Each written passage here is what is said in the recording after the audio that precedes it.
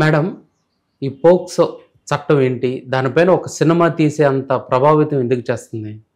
ప్రభావితం అంటే అమ్మ పోక్సో చట్టం గురించి సిటీలో ఉన్న చదువుకునే వాళ్ళందరికీ బాగా తెలుసు. ఓకే. అంటే మామూలుగా ఏంటంటే ఇదివరకు రేప్ కేసు అనేవారు.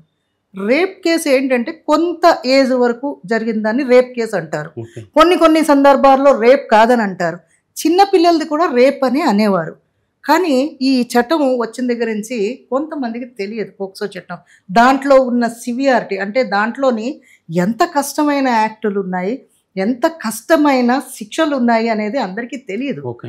చదువుకొని అంటే ఇప్పుడు చదువుకొని అని అనకూడదు, విలేజెస్కి వెళ్ళిపోతాం మనం. ఇలాంటి జరిగేది ఎక్కువ ఏంటో తెలిసిన విలేజెస్లోనే ఓకే. కూలి పనికి వెళ్ళిపోతారు తల్లిదండ్రులు. పిల్లలు ఏదో అక్కడ మట్టిలోనో ఎక్కడో ఆడుకుంటూ ఉంటారు. ఓకే. చాలా వరకు చూడు నువ్వు అక్కడ ఏంటంటే బయట పడవు ఇవి, అది కామన్ అయిపోయింది అన్నట్టు అనుకుంటారు. ఇప్పుడు ఏంటంటే ఈ మీడియా వల్ల మనం ఇప్పుడు వెళ్ళి నీకు పోక్సో చట్టం కోసం నేను చెప్తాను అని అంటే ఏందమ్మా మాకేం తెలుస్తుంది, మాకు తెలియదు అని వాళ్ళు వెళ్ళిపోతారు. అవును. అదే నువ్వు ఒక సినిమా లాగా కనుక వేస్తే క్యాచ్ చేస్తారు. సినిమా అంటే పిచ్ అనమాట. అవును. మీడియా మీద ఉన్న మక్కువ అనుకో, లేకపోతే దాన్ని వాళ్ళు అడాప్ట్ చేసుకోవడంలో ఉండే ఫాస్ట్నెస్ అనుకో, ఏదైనా అనుకో, ఓకే. అది నువ్వు పిక్చర్ వేసి చూపించావు అనుకో దాన్ని తొందరగా క్యాచ్ చేస్తారు. అందుకనే పిక్చర్ తీసుకుంటారు. ఓకే. ఎందుకంటే ఈ సెక్షన్స్ కోసం, ఈ యాక్ట్ల కోసం, అవేర్నెస్ కోసం మామూలుగా మనం వెళ్ళి చెప్తే వాళ్ళు వినరు. ఓకే. తెలియదు కూడా ఎవరికి. కొంతమంది మన సిటీలో ఉన్న వాళ్ళకి ఆహా అన్నీ అంతేలే అంటాం. కానీ ఇది తెలియాలి అంటే మీడియా త్రూనే తెలుస్తుంది. ఓకే. అందుకని సినిమా తీశారు. ఈ సినిమా ప్రకారంగా వెళ్తే వాళ్ళకి చిన్న పిల్లలకి చేస్తే ఇన్ని సంవత్సరాలు శిక్ష పడుతుంది, ఈ పిల్లలకి ఎటువంటి శిక్షణ ఇవ్వాలి, గుడ్ టచ్లు బ్యాడ్ టచ్లు ఉంటాయి కదా. నేను ఇప్పటివరకు అయితే చూడలేదమ్మా ఆ సినిమాని. ఓకే. సో పోక్సో చట్టం గురించి సంబంధించినవన్నీ అందులో ఉండొచ్చు. ఏంటి పిల్లలకి అవేర్నెస్ చేయాలి. మన సిటీలో అంటావా స్కూల్స్లో చేస్తారు, విలేజెస్ స్కూల్స్లోని కొంతమంది చేస్తున్నారు. మన బాలయ్య బాబు సినిమాలో చూసాం కదా, చేస్తున్నారు. కానీ కొన్ని దగ్గర ఈ శిక్ష వెళ్ళట్లేదు. ఓకే. అలాంటి దగ్గరికి ఫాస్ట్గా వెళ్ళే పరికరం ఏదైనా ఉంది అంటే అది మీడియా. ఓకే. సో ఇదేంటంటే ఒక డ్రగ్ కన్నా ఫాస్ట్గా పనిచేస్తుంది.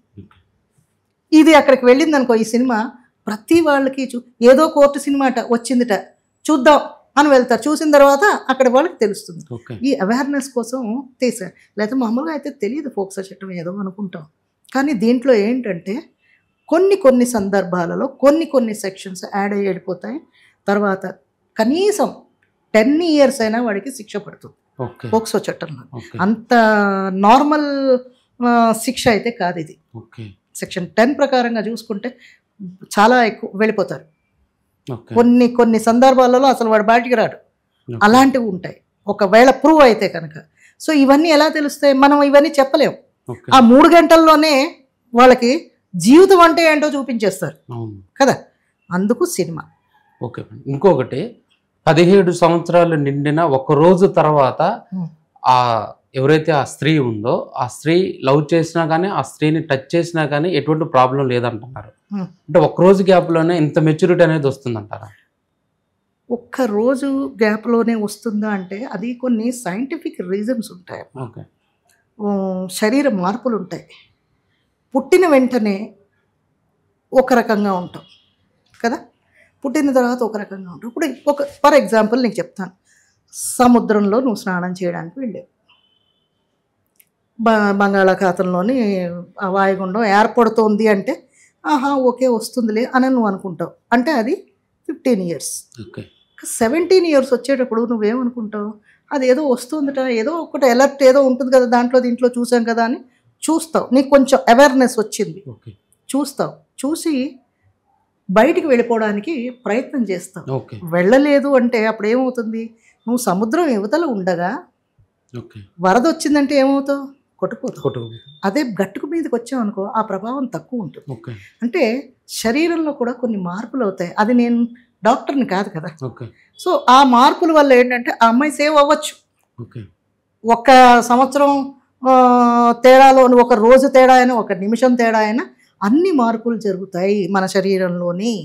అది ఎవరికీ తెలియదు, భగవంతుడు సృష్టించాడు, ఆయనకే తెలుసు. సో అందుకనే కోర్టు అది నిర్ణయించుంటుంది. ఏంటంటే 17 years, రేపు నువ్వు 18 years అవగానే నువ్వు మేజర్ అయిపోతావు. ఓకే. నువ్వు ఏది నిర్ణయం తీసుకున్నా అది నీ ఒపీనియన్ బట్టి ఉంటుంది. అప్పుడు ఆవిడకి ఆ స్వేచ్ఛ ఇచ్చి ఉంటారు. ఈ సముద్రం నీకు చెప్పింది ఏంటంటే నీకు కూడా ఆ అవగాహన ఉంటుంది. ఆ అవగాహన ఉన్నప్పుడు నువ్వు తప్పు చేయాలని అనుకోవు. తప్పు జరిగినా ఎంత సివియారిటీ ఉంటుంది ఏంటి అనేది ఉంటాయి. అందుకని అది పెట్టుంటారు.